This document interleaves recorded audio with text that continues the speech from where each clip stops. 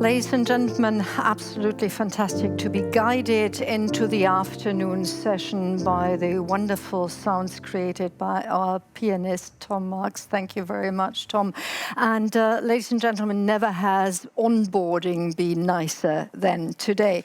Now, of course, we're going to continue. Today is day 1 of 4, or we can count it in a different way, part 2 of 7 of the F20 Climate Solutions Week. We are broadcasting here from our studio in Hamburg. One could almost say our pop-up studio in Hamburg. And all you know that this week is co-organized by the F20 Secretariat and, of course, by the King Khalid Foundation. And at my side, not as a speaker, but as a commentator and co-moderator, we have the fabulous Klaus Milke. Klaus as the G20 chair and, of course, as the instigator of the F20. You have a couple of remarks to share with us. And could you just please explain to me the trillions? It's a hell of a lot of money. Well, trillions, it means trillions of dollars and tremendous volume, which is needed to fulfill the ideas, the ambition with the Paris Climate Agreement. But we have to think additionally on the SDGs. That's not only climate, that's much more. And so to be really active with all actors in the political arena, in the business arena, in the civil society arena, how to find out how we can get this money, what is really in front of us. And so part 2 of our daily program on sustainable finance and impact investing. We start now. The morning already was very full, and now I want to hand over for a welcoming by Frank Niederländer in Munich from BMW Foundation Herbert Quandt, and he will speak with Alexander Barkawi, the director of the Council on Economic Policies. Hello, Frank. Hello, Alexander. I hand over to you. Welcome to the afternoon session of this first day of F20 Climate Solution Week. And the headline today is Shifting Trillions and Sustainable Finance. And this is more ever needed to reach the Sustainable Development Goals. Shifting trillions, however, is not just a question of the finance industry, but we need to cooperate, to co-create, to build bridges between disruptive innovations and the mainstream business, between impact first investing and the broader field of sustainable finance. In this journey, foundations had forever played a very important role as innovators, catalysts, and field builders. One may think about the big US foundation like the Rockefeller Foundation, the MacArthur Foundation, or the Ford Foundation, which were doing tremendous job on that field. But also in other parts of the world, foundations do play an important role.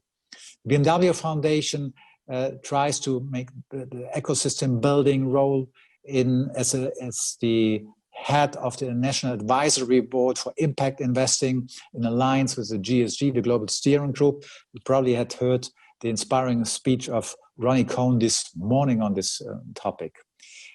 While the momentum in the finance industry is there, it relies strongly on new ideas in rules, institutions, and frameworks. And that's why I'm happy that I have Alex Barkawi here. Alex, hello. You had been very deep in this field. You had been managing director at the Dow Jones Sustainability Index before founding a think tank on economy policies. Please give us more insight at what you are observing and your thoughts on this topic. Well, thank you very much, Frank, and good afternoon, everybody.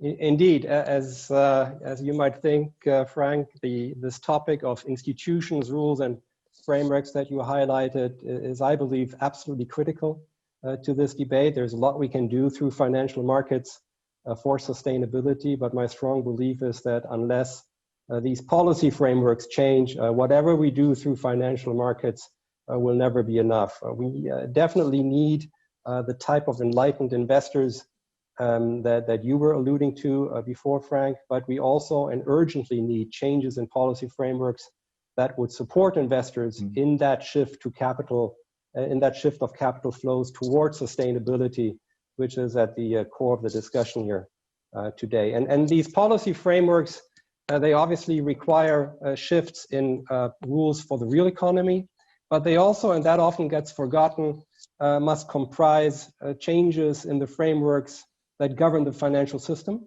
as well as a reorientation of the flow of public money. Yeah, we need these type of private investors, as you alluded to, Frank, taking sustainability considerations into account, but we equally need finance ministries, central banks, financial regulators to do the same. And maybe just to highlight one example, the European Central Bank currently holds a corporate bond portfolio of above 200 billion euro, without accounting for the financial risks embedded in that portfolio due to climate change. And I believe for pure fiduciary duty reasons of the ECB to protect its balance sheet, this is a risk in its gap in its risk management that must be closed. It must be closed urgently. And it's, you know, with these thoughts in mind that I think foundations play a really critical role. On the one hand, as investors, on the other hand, however, also as catalysts for the debates and the advocacy that we need to drive policy change to align financial markets with a sustainability agenda. Alex, I completely agree. For us, as an investor, ESG integration across all asset classes, for instance, is essential. And beyond that, we have built an impact portfolio, the Eberhard von Kuenheim Fund, in the last couple of years to get more direct impact through our investment. But the most interesting element was then that you had also an indirect impact on the ecosystem and the BMW Group, our trustee. Through the collaboration with the foundation, the BMW Pension Fund Asset Management started to invest as an impact themselves. And that, I think, it's a lever which is even more relevant than the single endowments from foundations. And in general, that's our message. Foundations should be more aware of their potential as frontrunners. They could be innovators and a source of ideas for other corporates. And I think this is even more important as time is running out, in particular regards to climate change. Yeah, I fully agree, Frank, and I'm actually very glad that you raised this issue of time and urgency and thus speed, because I think very often in these conversations, we end up saying that things are moving in the right direction, which is great, but especially with regard to climate change, but also many other topics, just focusing on direction and not putting as much emphasis on the topic of speed and urgency is not enough and would be missing the point. Very true, Alex. And actually, I think it's a good segue to the keynotes of this afternoon.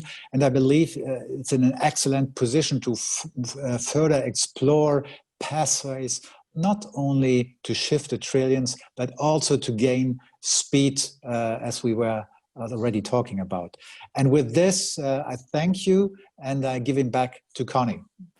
Thank you very much, Frank. Thank you, Alexander. And with that, we can actually go into the keynote. We have a lineup of 4 fantastic speakers. And of course, we'd like to start off with the representative of the G20 Presidency, which is, of course, with the Kingdom of Saudi Arabia.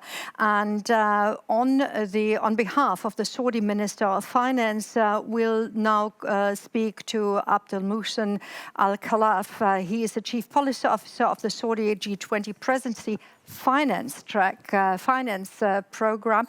Wonderful that you can join us now. You particularly are coordinating policies that aim to address global challenges and to enhance sustainable growth and resilience, and you are developing initiatives discussed by the G20 finance ministers and central bank governors and senior government officials. So your knowledge, your insight is very valuable to us. Please take it away now.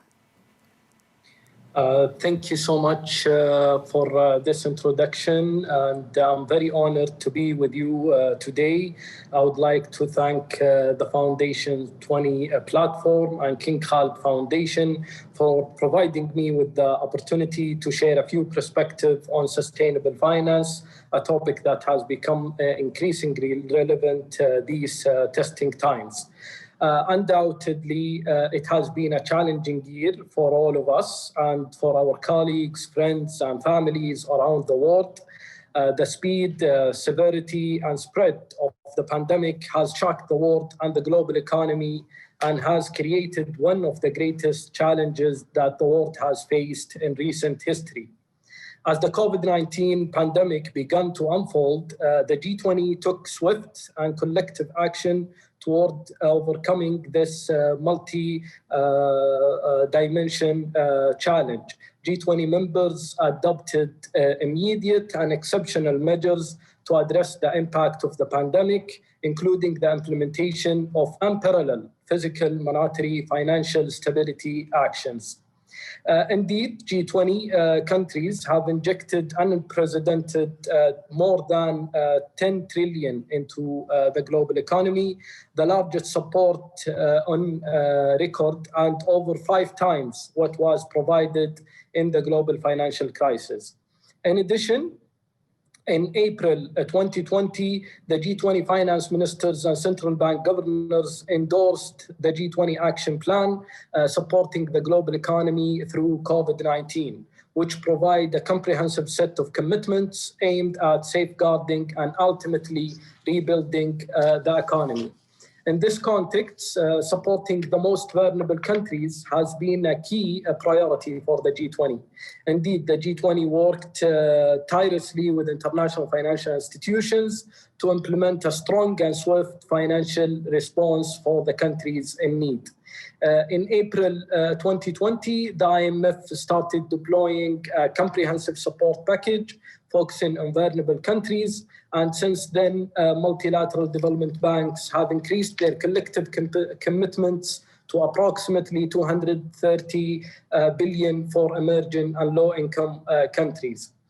In addition, the G20 launched the historic debt service suspension initiative, which provide the poorest country with urgent and immediate liquidity relief, estimated to be around 14 billion for 73 eligible countries, enabling them to strengthen their fight against the pandemic and its social and economic impacts. As part of the DSSI, private creditors have been publicly called on to participate in the initiative. And now, as we gradually transition from emergency response to the recovery phase, the G20 finance ministers and central bank governors committed in their meeting in July 2020 to design a trajectory of growth that is truly in line with the G20 long-standing objective of strong, sustainable, balanced, and inclusive growth. The recovery should be guided by a sense of shared long-term responsibility for our planet and our global commons. And as outlined in the G20 action plan, the G20 remains committed to supporting an environmentally sustainable recovery with the aim of promoting quality infrastructure investment for delivering better social, economic, and environmental outcomes. The G20 finance ministers and central bank governors will further discuss the actions to be taken under the recovery phase during their meeting in October 2020, and from the spirit of cooperation and solidarity that we have witnessed from G20 countries, we are confident that the G20 will deliver on or will support the addressing the global pandemic and supporting the global economic recovery. With this, let me conclude by thanking again the Foundation's 20 platform and King Khalid Foundation for organizing this event. and for giving me the chance to participate. And thank you to all for your attention. And I give the floor back to you, Conny. Thank you. Thank you very much, Abdulmuhsen. And maybe before you run away, we do have one more question, Klaus, since you are now the master of the chat, and of course you have questions of your own.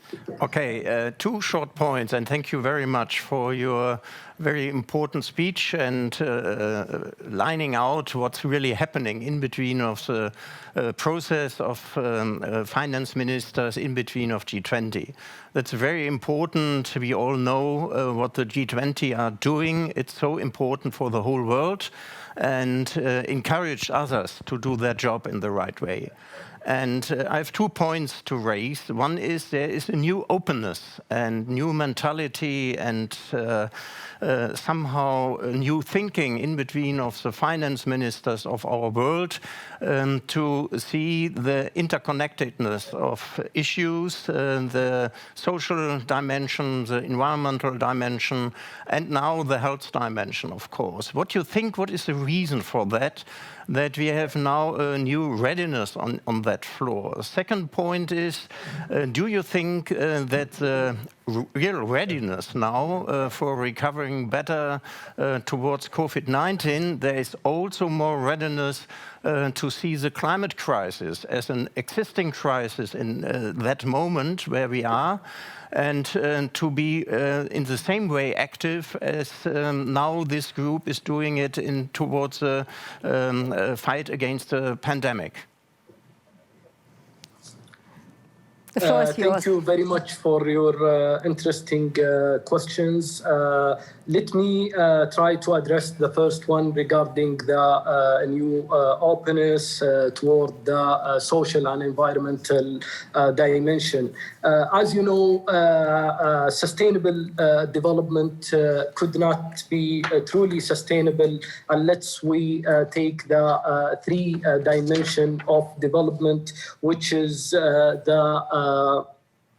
first, the social, second, environment, and third, the economic. And let me, within that, provide an example here related to the crisis that we are facing. While we were discussing with the G20 countries, it was evident that the recovery will not be sustainable and balanced if it's not inclusive. And the COVID crisis has disproportionately impacted the most vulnerable segments of the society, further reinforcing the need to enhance, for example, access to opportunities for all. And related to that, the G20 finance ministers and central bank governors has endorsed a menu of policy options to enhance access to opportunity, which could be leveraged in the policy actions to support the economic, to address the crisis and then ultimately support the economic recovery. And as I mentioned also, they stated that the sense of shared long-term responsibility should be established for our planet and our global common. Thus, they have been, or they will support an environmentally sustainable recovery. And this, I think, is related to the building a cohesion society within countries in the world. So looking at the social, sustainable, and economic dimensions is really important. The second point is on the second question related to climate change and whether that will be part of the discussion. Indeed, the climate change has been part of the G20 discussions, and there is now an understanding that an environmentally sustainable way of dealing with the recovery is imminent, as we facing a major crisis that we haven't witnessed in the recent history. And I think within that agenda, there are many innovative solutions that could be advocated for. One among them is the carbon circular economy, which the Saudi G20 presidency have been put as a priority for the G20 to discuss. And we are hearing interesting thoughts from G20 countries to advance this agenda. Thank you so much. Yeah, fantastic. And with that, we have to stop this conversation, even though we could probably go on for a while. And in our next speaker is already on the line, Kanini Mutooni. I've just seen you in your tribe, and you were actually the last person standing, so to say. I've been told that you're an inspiring voice in the field of impact investment, and you have a new job as a managing director, Draper Richards Foundation, and you keep close ties with your old job with the Toniic network as a senior advisor. You must have a wealth of knowledge, so please condense it for the next 5 minutes and share your thoughts with us. Kanini. Thank you very much. Thank you very much, ladies and gentlemen, and representatives of the F20 Group and the King Khalid Foundation for having me this morning. Now, our theme this morning is shifting the trillions and sustainable finance. As global foundations, we represent almost $1.5 trillion in assets, according to the most recent Global Philanthropy Report.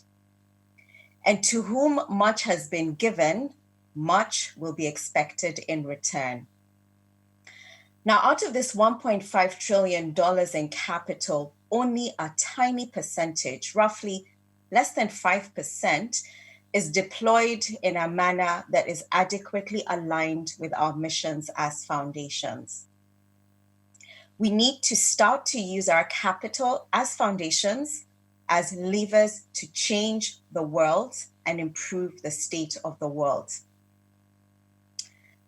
As Darren Walker, the visionary CEO of the Ford Foundation, has said previously, and I quote, "If the last 50 years of philanthropy were defined by grant-making budgets, the next 50 years must be about directing the other 95% of our assets towards justice." Now, as we speak, we know and recognize that our system is broken. We are in the midst of a global pandemic, a growing economic crisis, racial injustice, and a highly polarized political world, as well as an accelerating climate emergency. My aim today is to suggest three concrete things that we can do as foundations to participate in the global reset after COVID-19. The first one, we need to stop turning a blind eye to the inequalities that exist now and today. COVID-19 was not the great equalizer that some have said it was. In fact, we are not all sailing in the same boat. Some are sailing in a 60-foot yacht, while others are holding on to the edges of dear life on a life raft. Let us deploy our capital as foundations to organizations that support minorities, that could help cushion the unparalleled level of disruption to schooling, and that could help bridge the gender gap that has widened significantly during the last 6 months. In fact, we have evidence that in the last 6 months, we've moved backwards almost 10 years in terms of gender inequality. At the moment, I don't know if this is a well-known fact, but 300 million workers remain unemployed in the world, whilst 26 individuals own more than half the wealth of the humanity. How about if we use our wealth as foundations, our endowments, to fight against this growing inequality? Second thing is, let's reclaim and revitalize the SDGs, the Sustainable Development Goals. At the end of this year, the UN estimates that 71 million people will be pushed back into poverty, extreme poverty, and 90% of children will remain outside the school system due to COVID disruptions. In addition, 80 million babies are missing out on vaccines as we speak.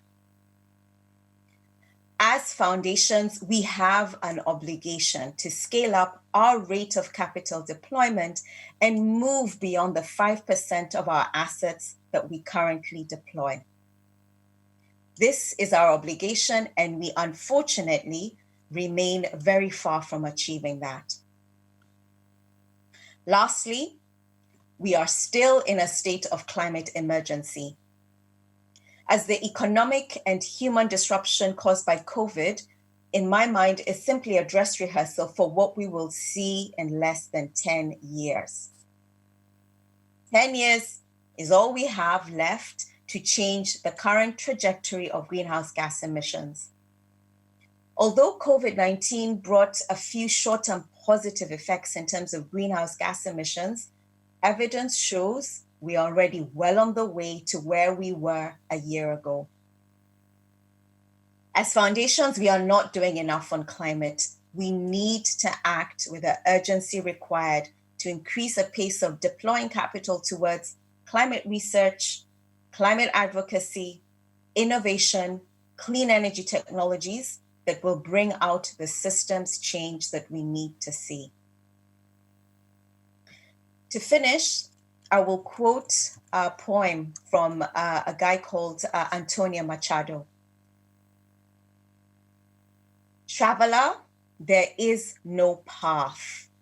The path is made by walking. The path is your tracks and nothing more. By walking, you will create the path. I'm hoping that today will be a moment for us as foundation leaders to start walking on the path where we deploy capital to where it is needed most and to create the positive change that the world so desperately needs at this time. Thank you. Thank you very much, Kanini, for those thoughtful observations. And may I just quickly interject as a journalist, saying that we have, as journalists that are sort of, close to the issue, long left the term climate change, and that most of us, like The Guardian, are actually using the word climate crisis. And we need to use the words in order sort of to depict what is. And you actually talked about climate emergency. Now, all is connected, and of course, SDGs, Decade of Action, just being called out by the UN General Secretary. Klaus, you must have some feelings about what Kanini just pointed out. Yes, very positive feelings. Thank you so much, Kanini. That was really great. And somehow you described the program of F20, because the umbrella vision of the Foundation's platform is the implementation of the 2030 agenda with the SDGs, and in between to do it right towards Goal 7 and Goal 13. Goal 7 is energy for all, and Goal 13 is climate protection under the negotiations of the United Nations system. And then the third point, I think, is important because that's the headline somehow of the SDGs, leave no one behind. Your point on inequality, I think that's really crucial, and we see it around also in our country, in the rich countries. It's growing, the gap between the rich ones, the poor ones, and those who are on the shadow side of the world. And so how to do it? I think that's the point. So my question to you is, Kanini, the right interconnection between the right goals of the SDGs. What do you think how we can do it? To do it in a coherent approach that's clear for all of us, all the 17, no cherry picking, but in the same time you must focus somehow. We do it with Goal 7 and Goal 13, and I think we should do it with the goal human rights. It's not one specific goal of the SDGs, but it's behind or interconnected with this. But please give us some insight how you think we can move forward on this reaching out on the SDGs. Only 9 years left up to 2030. Absolutely, Klaus. And the start of my address was the fact that we control $1.5 trillion in assets as foundations. If you do the math, the gap in terms of funding the SDGs is round about $2 trillion a year. Yeah. So what I'm here to say is that as foundations, I don't know if we realize it, but we have a real obligation to deploy our assets in line with what the world needs. Inequality is one of them, as you've mentioned, but my sense is that the inequalities that we're seeing now were there before. COVID-19 has just exacerbated it and made it much more open and much more clear how much inequality exists in the world. So as a foundation senior leader, what my role today is when I look at any form of capital deployment, I need to go back and check and make sure I'm not just deploying capital for the sake of it, but it's going directly towards solving the inequality issue specifically around education, around health, around economic inequality. And I think if all of us within the F20 group really took that obligation seriously, our capital would then start to make a difference in the world. Klaus, I am not convinced that we're doing that as foundations. I think we have a long, long way to go. Absolutely. Thank you. Thank you very much. And quite obviously, you're in the early hours of the morning. We're already sort of past lunchtime. Thank you very much for having joined us. We are now going to turn to our next speaker. And maybe just as an information, we have these breakout groups. And one of the tracks is on public finance and green recovery. And why am I saying that is because we are now connected to Jürgen Zattler, the German Executive Director of the World Bank Group. Now, Jürgen, it was like about 10 years ago that I heard the word green finance and green investments for the first time from the World Bank when sort of there was sort of a public announcement that there might be a change of outlook in the World Bank. 10 years hence, where are you? Where are your thoughts on our issue? Yes, thanks a lot, and thanks for having me. I would like to start saying that we have seen this crisis, the outbreak, and now the deepening. And one has to say that there was a sizable support from the international community. The World Bank, the institution for which I work, has reacted swiftly and mobilized a 160 billion package for developing countries. And additionally, you might remember in April this year, the G20 has granted debt moratorium for the poorest countries. And this came at a moment where the debt levels were already very, very high. So there was support, but this support went primarily into emergency and into the health sector. And the question is now, and that's your question on green finance, the question is now how to design the next phase. The next phase will be very much about recovery. And the key question is how to design this recovery. Should it only giving money or should it be more focused? And you might have seen in the papers, there's a discussion in developed countries and some industrialized countries such as France, UK, but also China. They try to green their stimulus and their recovery programs. Germany, for example, has launched its first green bond this month, involving up to 12 billion euro in issuance this year across a range of maturities from 2 to 30 years.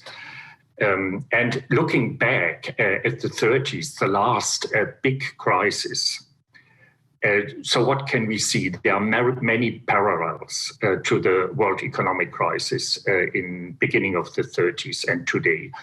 And there are some countries, in particular the US, has reacted to this crisis and drawn lessons and completely overhaul their economic system. So this is the moment now, and we can learn from the past that those countries which have the force and the potential to react structurally to the crisis, not just to contain the damage, but to draw lessons and to restructure their economies, will do better, will also have a competitive edge in the future. So the question is, what does this mean for developing countries? And there the international institutions, of course, play a key role because they help these countries to recover. And the World Bank is a key institution in that context. So what the World Bank and the international community will do in the next phase is to give more money to help them to recover. And I talked about the debt moratorium. This will also come to an end at the end of the year. And it has to be prolonged. And as we speak, G20 and Paris Club members are discussing how to react to this unprecedented debt crisis ahead of the IMF and World Bank's annual meetings. So there will be money and freed up funds in the next months, debt and additional fresh money. And the important point is to use that money in a sensible way. We call it building back better. So it should go into social response. So to address the problem of growing social inequities, which has been mentioned by the former speaker, but it should also go into sustainability and green sustainability and making those economies also fit for the future. And therefore, I think that's the challenge, to help countries, developing countries, to build their recovery with the objective of greening the economies and to have an adequate monitoring framework for that. So I could talk a long time about that, but I would now at the end just give you two examples how this could be done, just two ideas. The first one is, you have heard about budget support. A big part of the recovery support will be budget support. It will go into the budget of the countries. And there are always reform commitments linked to that. It's called prior actions. So the countries have to do some reforms. And these reforms should be green. That's a point. It should focus on introducing carbon prices, abolition of fossil fuel subsidies, protection of natural habitats, prohibition of wild animal trade, for example. We have already done that also with German support, for example, for the Côte d'Ivoire a few months ago. But this should be core of the recovery, green budget support. My second example is debt for nature swaps. So many countries need debt relief, that's clear. And there should be a moratorium, that's also clear. But additionally, what you could do is these debt for nature swaps. So this is an instrument well known, and it has been applied in the past by Germany, by the US, by others. In a debt restructuring agreement, the original debt agreement is cancelled, and a new debt agreement is created with a provision for an annual amount of money in local currency to be deposited into an environmental fund. So that's the normal approach for debt swaps. But this is quite cumbersome, and you have to find suitable local projects. And therefore, it will be always limited in ambition. And the proposal here is to design that differently. One option is to link swaps again with policy reforms. So you don't give fresh money, you give debt relief, and as a counter action, the government spends the freed up funds for environmentally supported and environmentally focused programs. For example, such TPLs could fund policies to combat air pollution or generating climate and health benefits. An alternative approach would be to agree with a country to leave fossil fuel in the ground in exchange for debt relief. For example, Guyana is such a case. So you could use both instruments, debt swaps and DPOs, very much in a similar way. You would condition the freed up funds, the availability of freed up funds or fresh funds. You would condition that with policy reforms, and in that case, green policy reforms. So these are two suggestions. Thank you. Jürgen, thank you very much. Yes, thank you, because we could now go into a discussion. I know that Klaus wants to shoot, but can I just sort of say, or ask a very general question? How do you make sure that greening is not just a label, but that there is substance behind it?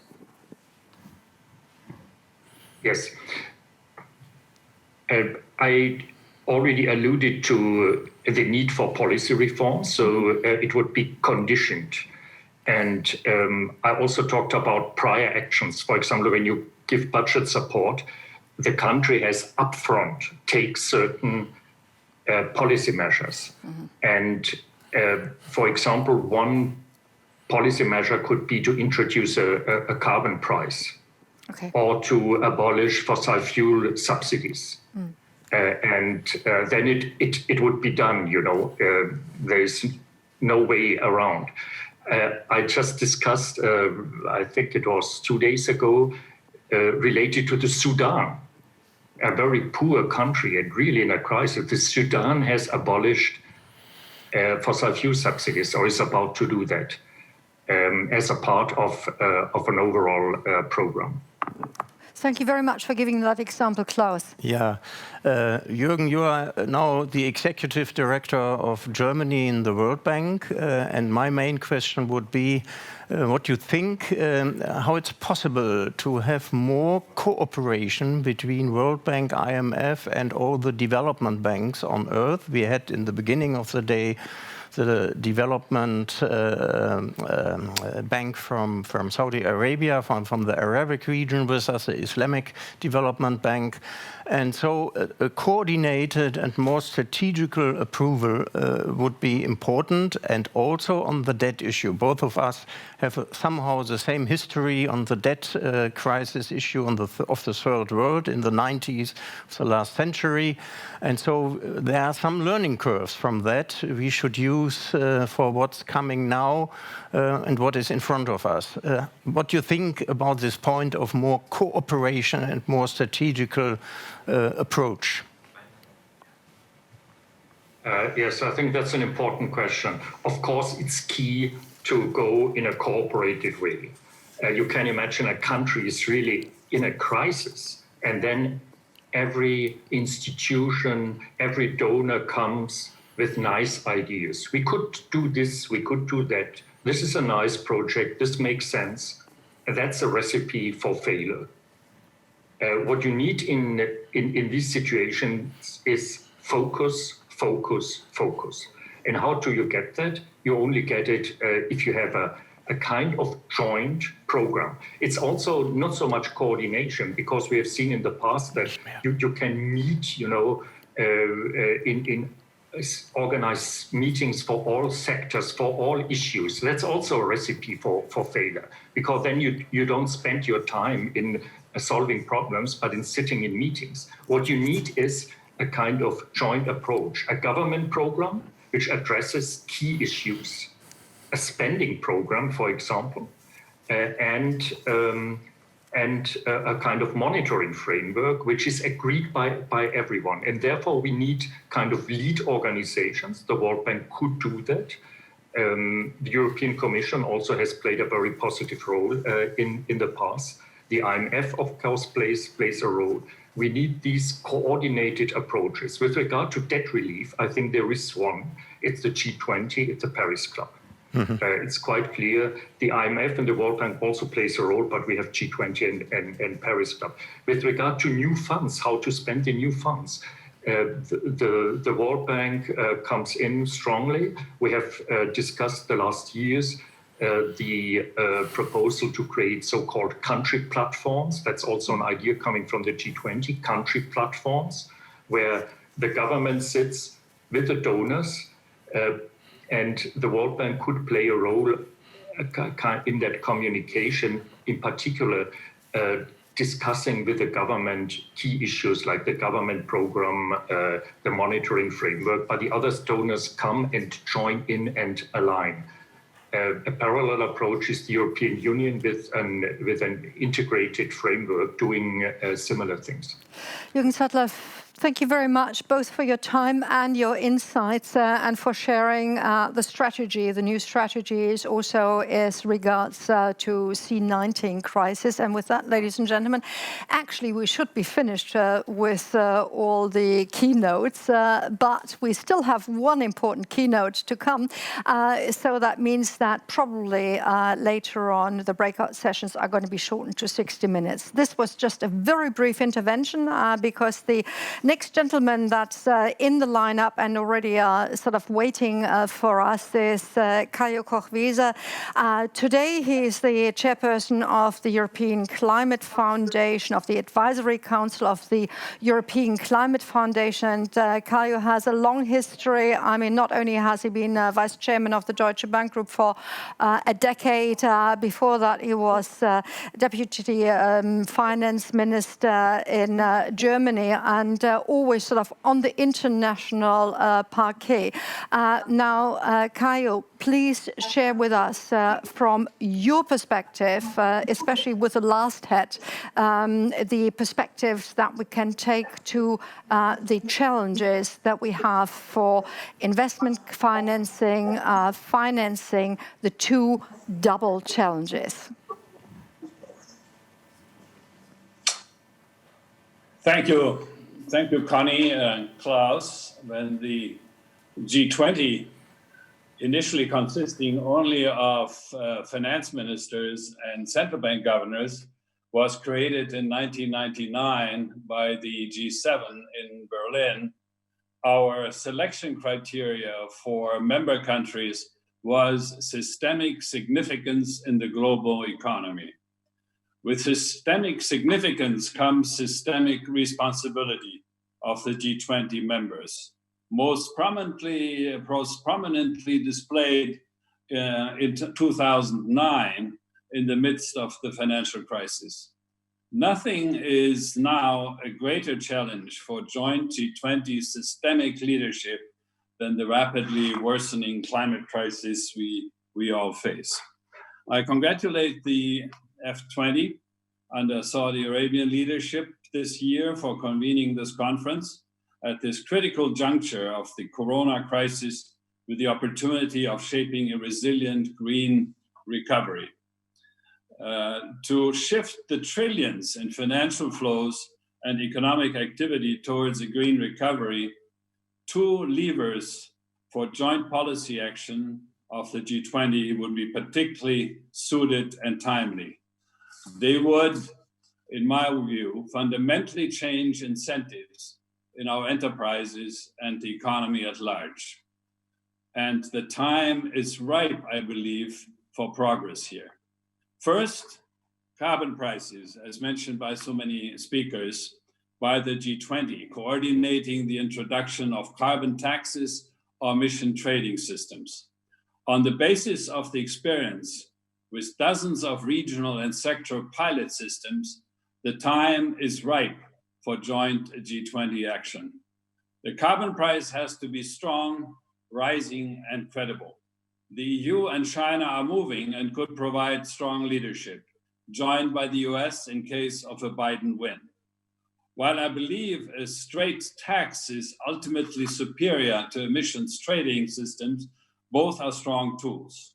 Importantly, the price should start at least in the $40 to $80 range and move to about more than 500, 150 predictably. for ensuring a level playing field internationally, carbon border adjustment taxes of the nature contemplated by the EU should be introduced. This is a complex matter technically of supply chain carbon content measurement, as well as politically and regarding complex WTO rules. But I do believe such border adjustments are key and before long should be promoted by the G20. Second, mandatory carbon risk disclosure in all corporate balance sheets by enterprises.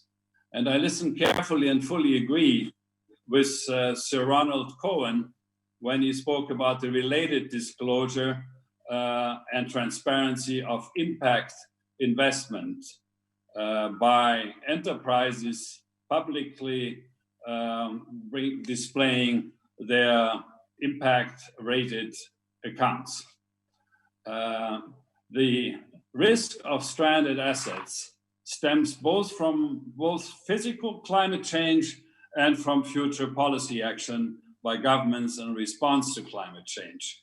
Here, the G20, through its Financial Stability Board of finance ministers, central bank governors, and regulators, has been path-breaking under the leadership of SSB Chairman Mark Carney in recent years. But disclosure is mostly still voluntary. Initially, this also made technical sense, as it is a complex task to stress test business plans dynamically for future climate risks. But best practice has been building. The G20 should therefore, with leadership assigned to the NGFS network of central banks and regulators, move jointly in adopting mandatory disclosure rules. Many members are beginning to move in this direction, and I applaud the Central Bank of Brazil as the most recent mover introducing mandatory disclosure by 2022. To sum up, G20 carbon pricing and mandatory carbon risk disclosure of enterprises in G20 countries would indeed move trillions in financial flows and investments towards the goal of achieving carbon neutrality by 2050. The time is right in the context of a post-pandemic green recovery, building back to a sustainable and resilient future. I wish the F20 success in adding their voice and persuading all the G20 member governments. Thank you very much. Caio, thank you very much for sharing your thoughts with us. Can I ask a sort of typical journalist question? The one is, we've heard from the foundations that they see themselves as forerunners in impact investing, in actually sort of earmarking everything so that a green policy can be done, so that social aspects of the policy and the money giving is included. How far has the traditional banking sector all around the globe actually come on this particular issue? Well, I think they are still moving too slowly. But I mentioned the FSB work. There are many voluntary groups of investment banks, big asset managers, pension funds, who have moved to carbon risk disclosure. And of course, the risk should encompass the ESG dimension, but I focus on risk as the central issue here. I think we are therefore at a turning point when you see, and I could give examples, some of the big asset owners and managers moving in this direction. The G20 comes in here very handily because I mentioned the Brazil case of the central bank, China, the European Union right now, to bring now, that's why I started with systemic significance and systemic responsibility of the G20 as a group. And it would come in handily now to pick up these two key levers, because a lot of groundwork has been done by foundations, by many voluntary associations of large enterprises. So I think the time is ripe, and nothing better than combine that, of course, with the green recovery the conference is discussing. Thank you, Klaus. Caio, you yourself have been politician. Tomorrow we will hear ex-President Santos from Colombia with a wonderful speech. So be interested also for tomorrow on that. But the big question is sometimes politicians in charge are not so active, are not so ambitious as those who have done it sometime before. And what do you think, what's the reason for that? Is it our democratic system that many people think, the politicians think the majority of my people in my country are not ready for these future steps forward? But I think that's really crucial when we think about populism and more nationalism in the world. What kind of encouragement is needed? Perhaps it can come from philanthropists and foundations, but what is your thought on this? Well, my experience in government, and Germany, of course, under the Red-Green coalition now almost 20 years ago, actually spearheaded on the Green front a lot of policy action. And of course, a lot of work by particularly the Green Party had preceded that. And Germany, in a sense, was more ripe than some other society, what we were doing then. And then afterwards, we're building on. But yes, it is, I think, the one point you mentioned, the time horizon of politicians is usually, of course, the next election, as we know. And to have these longer term issues gain the priority and attention in a very busy daily life of ministers is extremely difficult. And I also found very interesting how within governments, the different portfolios, the environment minister obviously pushing, but finance ministers saying no and being very slow has also played a role. But I think we are now at a crisis point of a nature that will focus minds much more than we have seen in the past. And that's why I think the time is ripe with all the pilots we have on carbon pricing, with all the initiative of the big investment houses in the private sector for moving on both points. I would like to highlight again what I mentioned briefly is a border adjustment tax for carbon. I think this would be a very powerful tool, and I compliment von der Leyen and the European Commission for doing the homework on that, to induce, of course, all to move in tandem. If the European Union moves, I think many others will be. I know the people around Biden are thinking about something similar if they win, and with the large agenda they have. I think China could be a partner here. The EU-China summit, hopefully still this year, could be a forum for that. But I think carbon pricing has to go hand in hand to ensure level playing field and social and political fairness with a border adjustment for carbon prices. Thank you very much, Caio Koch-Weser, ladies and gentlemen. With that, we are finishing our keynotes of the afternoon.